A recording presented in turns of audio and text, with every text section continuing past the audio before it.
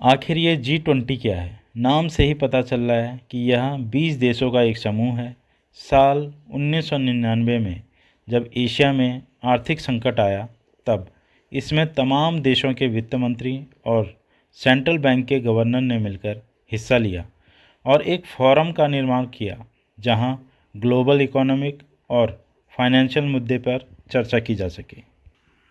कुछ साल बाद 2007 में पूरी दुनिया पर आर्थिक मंदी का साया मंडरा रहा था। ऐसे में G20 के लेवल को और ऊपर उठाया गया। इसे वित्त मंत्री के लेवल से ऊपर उठाकर हेड ऑफ स्टेट के लेवल को बना दिया गया। यानी इस बैठक में अब तमाम देशों के राष्ट्राध्यक्ष हिस्सा लेंगे। इस तरह से G20 की पहली बैठक साल 2008 में अमेरिका के वाशिंगटन में हुई।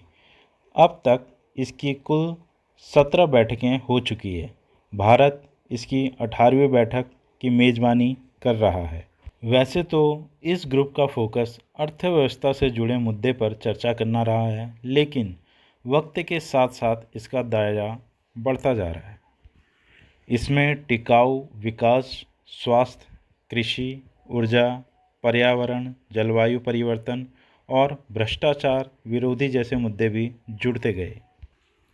इस ग्रुप की ताकत इसमें शामिल देशों के नाम जानने से ही पता लग जाता है।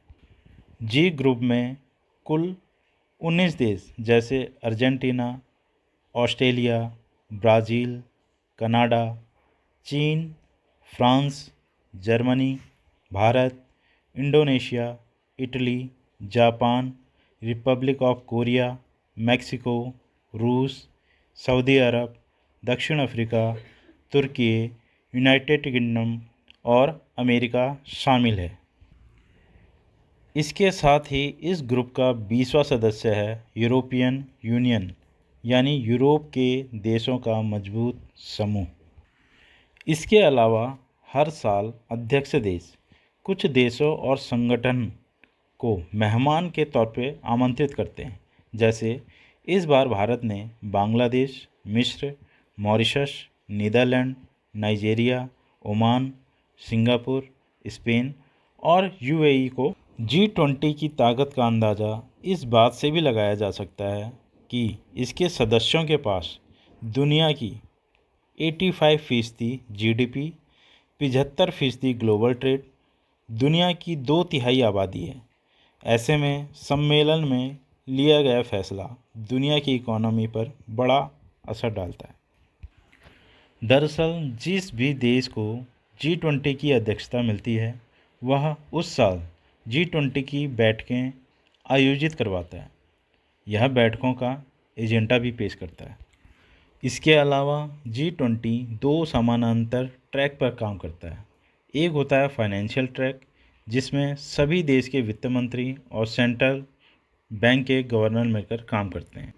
दूसरा होता है शेरपा ट्रैक, जिसमें हर देश का एक शेरपा लीड होता है। शेरपा असल में उन्हें कहा जाता है जो पहाड़ों में किसी भी मिशन को आसान करने में काम करते हैं। ये तो सभी को पता होगा कि इस बार भारत G20 की अध्यक्षता कर रहा है, लेकिन ये अध्यक्षता मिलती कैसे है? दरअसल G20 के अध्यक्ष का फैसला ट्रोइका यानी एक तिकड़ी से तय होता है। इसमें पिछले, वर्तमान और भविष्य के अध्यक्ष देश शामिल होते हैं। इसे ही ट्रोइका कहते हैं। जैसे इस बार ट्रोइका में इंडोनेशिया, जो पिछली बार का अध्यक्ष था, भारत, जो अभी वर्तमान समय का अध्यक्ष है, और ब्राज़ील, जो अगला अध्यक्ष होगा, ये तीनों देश शामिल हैं। आखिर में सबसे ज़रूरी सवाल कि इस G20 की बैठक से हमें और आपको क्या फ़ायदा हो सकता है? देखिए, यह तो हम सभी समझ गए हैं कि यह कितना मजबूत ग्रुप है, लेकिन इस सम्मेलन के दौरान लिए गए फैसलों को मानने की कोई कानूनी बाध्यता तो नहीं होती। यह आर्थिक रूप से ताकतवर देशों का एक ग्रुप है, इसलिए यहाँ लिए गए फैसलों से इंटरनेशनल ट्रेड काफ़ी हद तक प्रभावित हो सकता है। बैठक के अंत में G20 देशों से साझा बयान पर आम सहमति भी बनाई जाती है, जिसकी जिम्मेदारी आमतौर पर अध्यक्ष देश के ऊपर होती है। भारत भी इसकी पुरजोर कोशिश कर रहा है कि वह बैठक के दौरान G20 की एक साझा बयान पर आम सहमति बना सके।